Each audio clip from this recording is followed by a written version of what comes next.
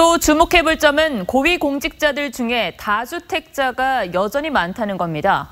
정부는 그동안 투기 수요를 잡겠다며 다주택자들에게 집을 팔라고 여러 차례 강조해왔는데 정작 공직자들이 요지부동입니다.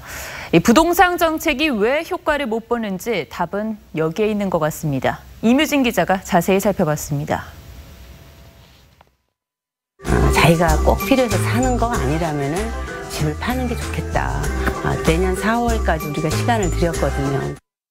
정부는 지난 8월 강력한 부동산 대책을 빼들었습니다. 그 가운데 하나가 김 장관이 말한 다주택자 양도세 중과세입니다. 4월 1일부터 시행이 되니까 앞으로 이틀 남았습니다. 김 장관 본인도 지난 1월 경기도 연천의 주택을 처분했습니다. 친동생에게 판 게 논란이 되긴 했지만 어쨌든 다주택자 꼬리표는 뗐습니다. 다른 장관들은 어떨까요? 먼저 강경화 외교부 장관, 서울 관악구에 한 채, 서대문구에 한 채, 종로구에 또 한 채.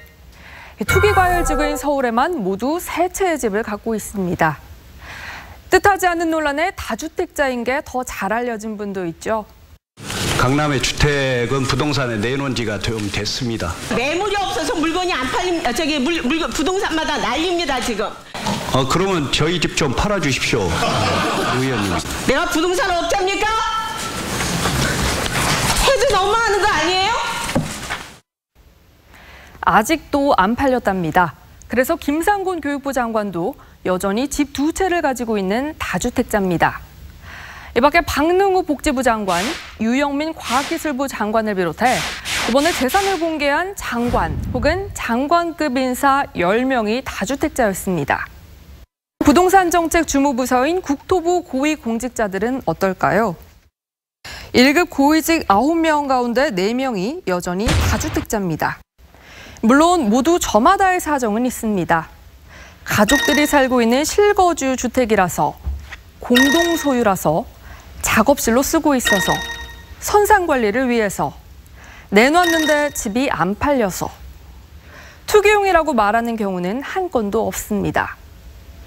공직자가 아닌 다른 일반 다주택자들도 크게 다르지 않을 겁니다. 정부가 당장 세금 폭탄을 매긴다고 해도 다주택을 포기하지 않는 이유, 멀리서 찾을 필요가 없어 보입니다. TV조선 임유진입니다.